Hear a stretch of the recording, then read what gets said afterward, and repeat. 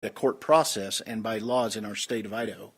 And so we will share, as he shared, Mr. Thompson is absolutely committed to share everything he can share through the court process. We've got to make sure that we don't get in front of that process. And we really appreciate, deeply appreciate everybody's support here.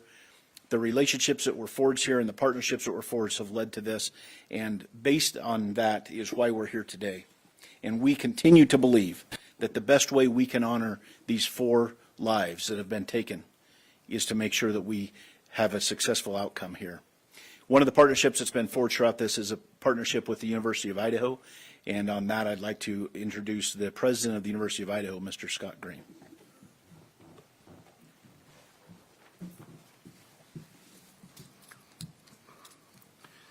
Thank you. Good afternoon. Scott Green, President of the University of Idaho. Today's news of arrest and our extended Vandal family. The outpouring of support over the past 6 weeks helped sustain us during the most trying time. It provided the strength that helped us navigate the international scrutiny visited on our students and employees. We are truly thankful for the compassion and acts of kindness shown to our contagious, and it provided the light that reclaimed ground lost to evil and darkness. We first want to acknowledge and thank Governor Little for the early promise of financial support that enabled the university to secure our campus and focus on helping our students and our employees in the wake of the crimes. We also appreciate the Idaho State Police and the highly visible security presence that brought comfort and calm to a community shocked and confused by the senseless crimes. We never lost faith that this case would be solved and are grateful for the hard work of the Moscow Police Department and their law enforcement partners. Vast and important expertise to this complex case. Across the board, dedicated, highly competent personnel worked this case to arrest. This crime community and our state. While we cannot bring back Maddie, Kaylee, Zaina, and Ethan, we can thoughtfully and purposefully carry their legacy forward in the work that we do. Our students come first, and that was proven each and every day of this investigation. We are committed to safely delivering the college town atmosphere, campus experience, and high-touch quality education for which the University of Idaho is known. With time, we will heal. We will move forward together, and we will remain Vandal strong. With that, I'd like to turn it back over to Chief Fry.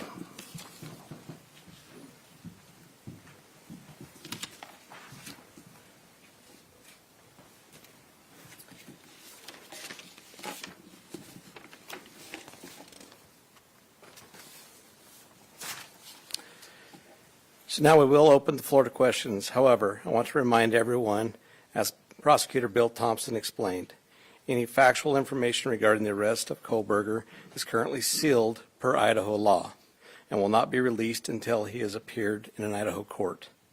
Please formulate your questions accordingly. I recognize there are a lot of questions, and I will try to answer as many of them as I can.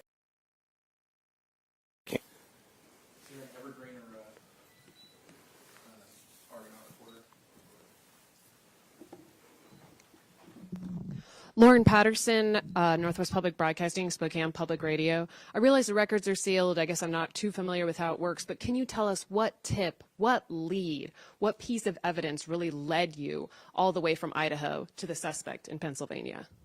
As I've said in the past, that's part of our investigation, and we won't be releasing that at this time. We will have those answers. We'll have them as soon as we can make those available to you. Then a quick follow-up and a two-parter. Is our community safe, or is law enforcement still on the search for other suspects who might be involved in this attack? What I can tell you is we have an individual in custody who committed these horrible crimes, and I do believe our community is safe, but we still need to be vigilant, right? We still have talked about this in the past. We always need to be aware of our surroundings and make sure that we're aware of what's going on.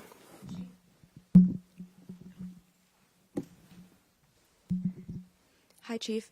How soon into the investigation did police and law enforcement begin to spot Mr. Kohlberger?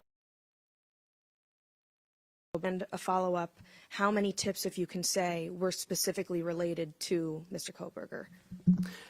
To the tip part, honestly, I can't answer that question, so I'm not even going to speculate on that. On the other part, that's part of our investigation, and it will come out. I'd like the mic to please come right over here. Thank you. Dana Griffin with NBC News. Can you confirm that Kohlberger asked whether or not I cannot confirm that, or I'm not sure of that information, but that would still be a part of our investigation. did CODIS initially return any hits on this guy? That's still part of our investigation. That will come out. If we could get somebody over here, please. And then one final question. Is there any message to the online sleuths who slandered and harassed people who they believed were responsible? There was a lot of speculation going on. Message that comes out, and to pay attention to what we're putting out there to the press. News Nation. And you told us that the remediation would begin today. It was suddenly stopped. Can you tell us? Has been halted, and that came by a Christina Corbin, Fox News. Chief, have you identified a motive? That is part of the investigation, and that will come out as we continue the investigation. But what we still ask is for people to continually send us things in the tip line. We are still looking for more information. We're still trying to build that picture, just like we have pieces together, and that will help.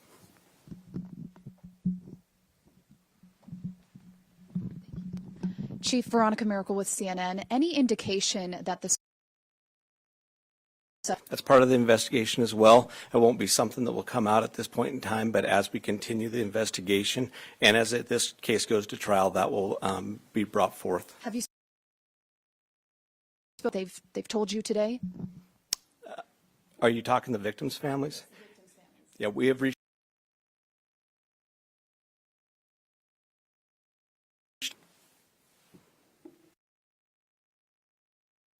You mentioned earlier that you're still seeking tips about Brian and about what specifically people should be reaching out for, like if they know something. I would say anything we're looking for, we will take those tips and we will have professionals look at those and decide which pieces of those we need to use. Everybody would do that. Angela Palermo.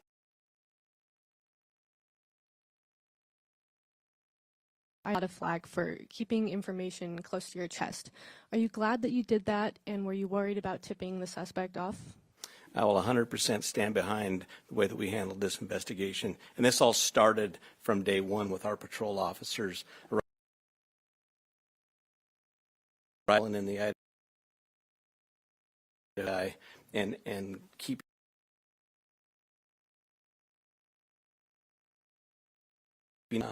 we want to have a situation where when this goes to trial, there is no doubt. We've continued to slow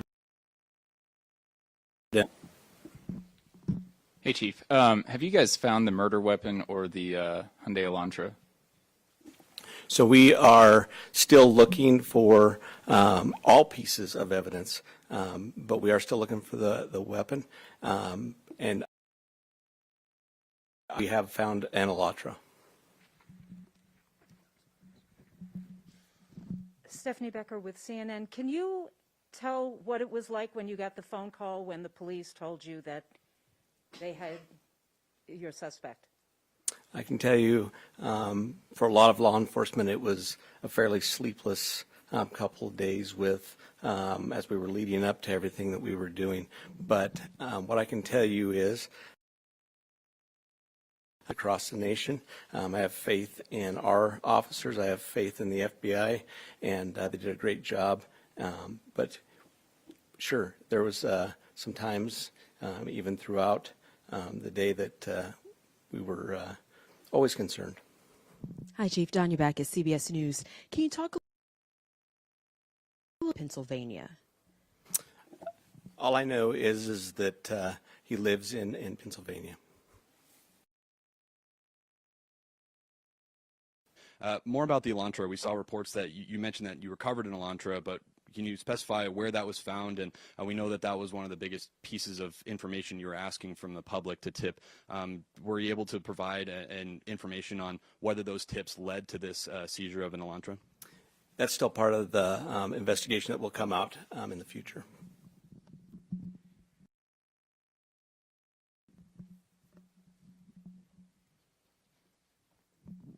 Chief Glenn Mosley, Idaho Public Radio here in Moscow. The additional police presence and investors coming, is that going to continue? You will continue to see state troopers in the area. You know, we're talking to Latah County as well. You will see a presence of us that we're always have up on campus. We have assigned officers to that. So you will continue to see a law enforcement presence. I'm going to take two more questions.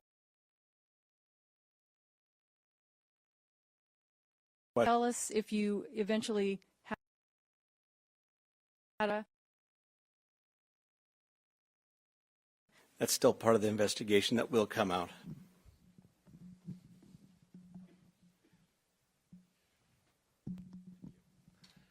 Chief, hi, Matt Lovelace with the Murrow College of Communication. I want to ask about Mr. Koberger as a graduate student at WSU. Are you aware November 13th? And have you had any communication with departments on the WSU campus about his attendance? So, up as we continue our investigation, we'll be asking some of those questions. So what I do want to do is I want to thank you all.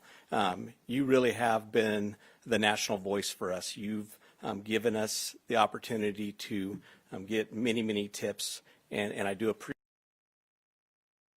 to look forward to working with you in the future on this. So I'd like to thank you for that and thank you for your time.